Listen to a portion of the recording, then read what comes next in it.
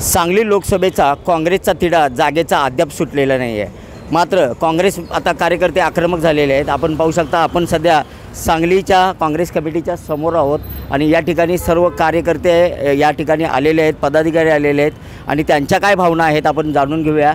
आपल्यासोबत या सांगली जिल्ह्याचे कार्यकर्ते म्हणून ओळखले जाणारे आणि काँग्रेसचे तोप म्हणून ओळखले जाणारे करीम मिस्त्री आपल्यासोबत आहेत। मला सांगा, कशाबद्दल काँग्रेस पक्षाला नाकारलं जातं आणि तिकीट दिले जात नाही, काय भावना आहेत तुमच्या?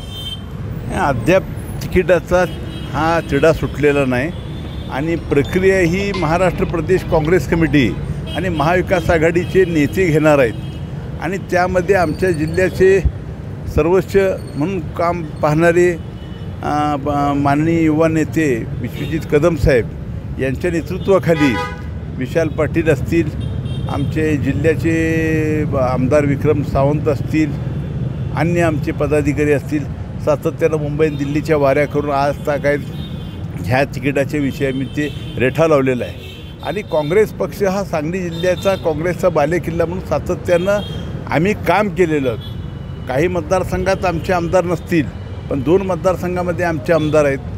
प्रत्येक ठिकाणी बूथ कमिटीसह आमच्या जिल्ह्याच्या काँग्रेसच्या प्रक्रियेमधले असणारे सभासद आणि संघटना आमची मजबूत आहे। जिल्ह्यामध्ये एवढी प्रचंड ताकदीनं आमचा पक्ष मजबूत आहे, त्याची ताकद आम्ही महाराष्ट्रामध्ये वेळोवेळी जिल्ह्याच्या माध्यमातून दाखवून दिलेली आहे। आंदोलनाचे रेटे असतील, मोर्चे असतील, याद्वारे पक्षानं केलेलं काम आणि कार्यकर्त्यांनी निर्माण केलेली चळवळ ही काँग्रेस पक्षाची खऱ्या अर्थानं ताकद आहे आणि त्या ताकदीच्या जोरावरती सातत्यानं आम्ही या जिल्ह्यामध्ये काम करत असताना स्वर्गीय वसंतदादा पाटलांच्या विचाराचा बालेकिल्ला असणारा काँग्रेस, स्वर्गीय पतंगराव कदम साहेबांच्या विचाराचा बालेकिल्ला असणारा काँग्रेस, स्वर्गीय खासदार प्रकाश बापूंनी सातत्यानं लोकप्रतिनिधी म्हणून काम करत असताना त्यांनी या भागामध्ये जे संपर्क ठेवला, लोकांची जी नाळ ठेवलेली आहे, आज ग्रामीण भागात डोंगर कपारीमध्ये तळागाळातल्या प्रत्येक कार्यकर्त्याच्या वाड्या वस्त्यावरती पारेच्या कट्ट्यावरती बसणाऱ्या कार्यकर्त्यांना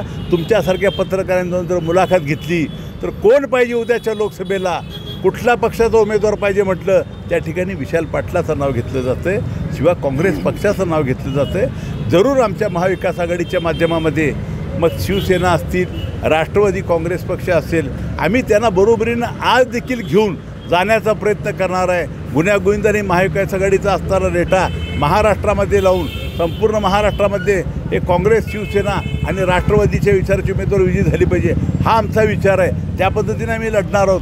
विश्वजित कदमाच्या नेतृत्वाखाली या जिल्ह्यामधली काँग्रेस या भविष्यकाळामध्ये इतकी मजबूत होणार आहे, त्यांनी विशाल पाटलासाठी आणि काँग्रेसच्या प्रत्येक कार्यकर्त्याच्या मनाचा सन्मान करण्याचा प्रयत्न दिल्लीच्या तख्तापर्यंत जाऊन काँग्रेस श्रेष्ठीपर्यंत मांडला। ही अत्यंत आमच्यासारख्या कार्यकर्त्यांना पडलेला प्रश्न, संभ्रमावस्थेमध्ये चेपले जाणारे कार्यकर्ते होते, त्यांना जर उत्साह आणि प्रेरणा जर कोणी दिली असेल तर विश्वजित कदमाने दिली। विशाल पाटलासारखा एक विशाल अंतःकरण आणि विशाल दृष्टिकोन ठेवून या जिल्ह्यामध्ये वसंतदादाच्या विचाराचा पाईक बनून काँग्रेस पक्षाचा एक कार्यकर्ता म्हणून निश्चित जर पक्षानं जर आम्हाला न्याय दिला आणि आमच्या बाबतीत जर निर्णय झाला तर विजय हा काळ्या दगडावरची पांढरी रेघ आहे हे विसरून जाऊ नये। आमची तळागाळामध्ये आमचे नगरसेवक आहेत, नगरपालिकेला, आमचे पंचायत समितीला आमचे काँग्रेसचे सदस्य आहेत, आमच्या पक्षाचे आमदार या जिल्ह्याच्या लोकसभा मतदारसंघामध्ये। सगळं बरोबर आहे। मला एक सांगा, अय्याजभाई नायकोडे आपल्यासोबत आहेत। शिवसेनेनं या जागेवर हक्क सांगितला आहे आणि चंद्रकांत पाटील यांची उमेदवारी उद्धव ठाकरे यांनी स्वतः सांगलीत येऊन जाहीर केलेली आहे। काँग्रेस आजही या जागेसाठी आक्रमक आहे का? काय मत आहे तुमचं?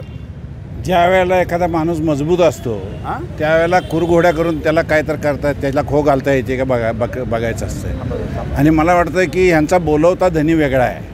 मी मागं पण सांगितलं आहे, त्यांचा बोलवता धनी वेगळा आहे। 2006ला प्रतीक पाटील हे नौके असताना त्याला तिकीट कुणी दिलं तर पतंगराव कदम यांनीच दिलं होतं, हे त्यांनी जाहीर सभेत पण सांगितलं होतं। आणि मला खात्री आहे की ह्यांच्या सगळ्या कुरघोड्या झाल्यानंतर विश्वजित कदम आणि विशाल पाटील म्हणजे ह्या जिल्ह्यातले भविष्य आहे। काळाच्या ओघामध्ये जर बघायचं झालं, लांबपर्यंत दृष्टी पोचवली, ज्याला दृष्टीचा वेध घेता येतो त्याला हे लक्षात येते की महाराष्ट्राचं आणि दिल्लीतलं राजकारण हे यांच्या भोवती फिरल आणि ह्याची ज्यांना भीती आहे ती लोक ह्याच्यामध्ये खोडा घालत आहेत।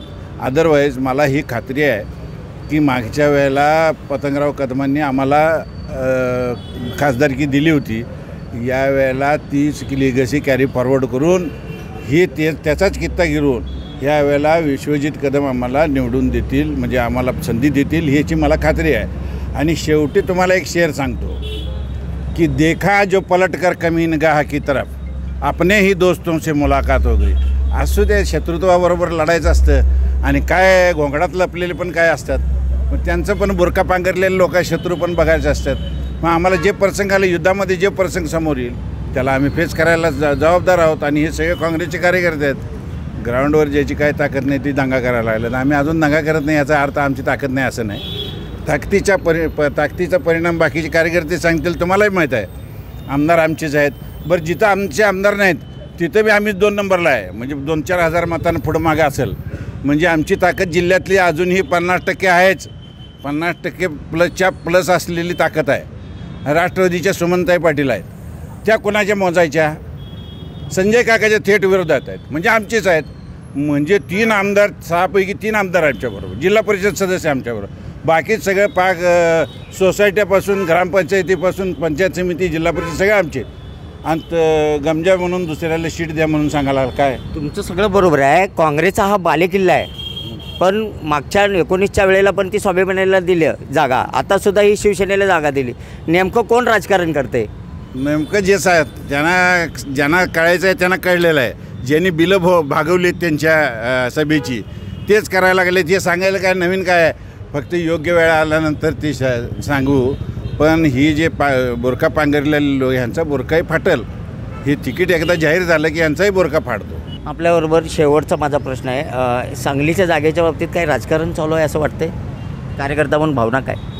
आणि भावना एकंदरीत जे आहे, मी संपूर्ण ग्रामीण भागातला आणि शहरी भागातल्या या पारीच्या कट्ट्यावर बसलेल्या लोकांपासून सांगली शहराच्या बस स्टँडपासून सगळ्या लोकांचं जे वातावरण आहे हे ऐकल्यानंतर लक्षात येतं आहे की कधीही अर्ध्या रात्री कुणाला हातरुणातनं उठून जर सांगितलं तर महाविकास आघाडीतल्या हायकमांडनी कुठला निर्णय घेतला पाहिजे, तर काँग्रेस पक्षाचा उमेदवार या जिल्ह्यामध्ये लोकसभा मतदारसंघात डिक्लेअर केला पाहिजे. हेच माणसं सांगतील. प्रत्येक कार्यकर्ता सांगेल आम्ही सांगलीतलं आहे म्हणून सांगलीतल्या लोकांचं विचारू नका. ग्रामीण भागातल्या तळागाळातल्या डोंगर कपारीतल्या शेतकरी शेतमजुराला विचारा, अरे उमेदवार कोण आहे, तर तिथं काँग्रेस पक्षाचं नाव घेतलं जातं आहे, विशाल पाटलाचं नाव घेतलं जातं आहे.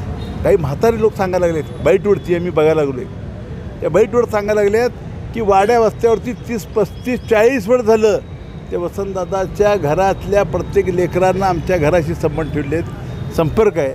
त्यामुळे कार्यकर्त्याची नाळ आहे. आणि आत्ता हे असं करणं हे काय बरोबर नाही. यामध्ये निश्चित काळेबेर आहे आणि राजकारणावरती म्हणजे हे आमच्या पक्षावरती खऱ्या अर्थानं कुरघोड्या करण्याचा प्रयत्न काही राजकीय मंडळी करतायत, यात ते मात्र शंका नाही. मला शेवटचा प्रश्न तुम्हाला विचारतो की काँग्रेसच्या बाबतीत जागेच्या बाबतीत कुणाचं राजकारण चालू आहे का? कोण राजकारण करते का जागेचा? सांगायचं लागलं की तुम्हाला मित्रांच्या वेशामध्ये असलेले शत्रू हे सगळ्यात मोठी अडसर आहे. शत्रूंना वार केला तर आम्ही समजू शकतो, पण ज्या वेळेला आस्तिनीतले निकारे असतील आणि ते वार करत असतील तर त्याला समजून घेणं आणि ते शत्रूला हुडकून काढून त्याच्याबरोबर त्या पद्धतीनं डील करणे हे अडचणीचं असतं, हे तुम्हालाही माहीत आहे. मित्र पक्षांच्याकडूनच वार केले जात आहेत. सरळ आहे.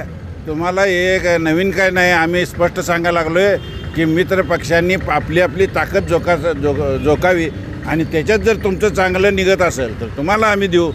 पण तुम्ही काय करायला लागले, थेट उठून आम्ही क्रमांक 1 नंबरच्या पक्षाला तुम्ही सांगायला लागलं की तुम्ही आम्हाला पाठिंबा द्या. हे काय गंमत आहे? काय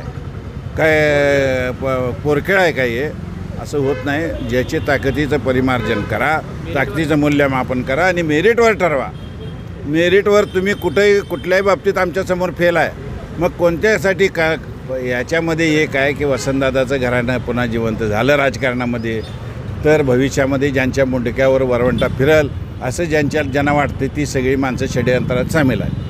नक्कीच आपण पाहू शकता वसंतदादा घराणं जर पुन्हा जीवन झालं तर विरोधकांना त्यांचा फार मोठा धसका बसलेला आहे आणि तीच लोक हे राजकीय कुरघोड्या करून या वसंतदादाच्या घराण्याला असतील किंवा काँग्रेस पक्षाच्या तिकिटाला आतल्या अंगानं का असेना आपण विरोध करायला लागलेत आणि काँग्रेसला हे तिकीट मिळालंच पाहिजे, अन्यथा ज्या त्यावेळेला हिशोब चुकता करू असा इशारा कार्यकर्त्यांनी दिलेला आहे.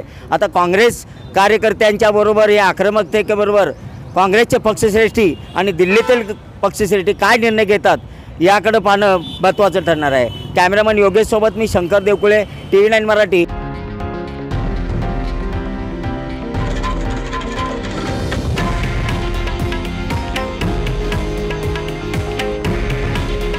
हे आहे देशातील नंबर 1 न्यूज नेटवर्क आणि आपण पाहत आहात TV9 मराठी.